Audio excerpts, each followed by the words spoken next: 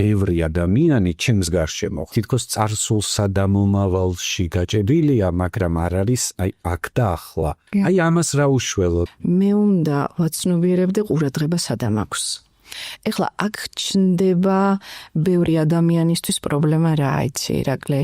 კარგი ყურადღება გაქვს შიგნით, მაგრამ რო არიცი იქ როგორ რა გააკეთო? ანუ იქ სიჩუმე ხდება დუმილი და სიბნელე. და პრობლემები. თუ კონკრეტულად შენს კონკრეტულ სიტუაციებს და შენს კონკრეტულ ნაგავს არ დადებ ვიღაცასთან მაგიტაზე. ხო? ის ფორმულა რომელიც ზოგადად მოისმინე, შენ თვითონ არ იცი როგორ გადმოიტანო. ძალიან ახლოს ხარ.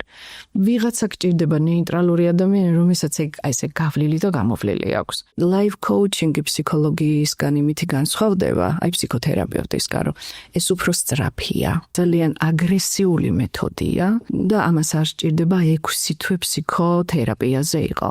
გულის გახსნა არის ყველაზე მნიშვნელოვანი, რაც კი შეიძლება ადამიანმა საკუთარი თავისთვის გააკეთოს. და შენ დღითი დღე ესე თავისუფლდები. რაც ბევრს მოუწერია რომ გავედი გარეთ შევამჩნიე რომ ხეები იყო და რამდენი ხანი არ დამინახია რომ ხეები არის ქუჩაზე.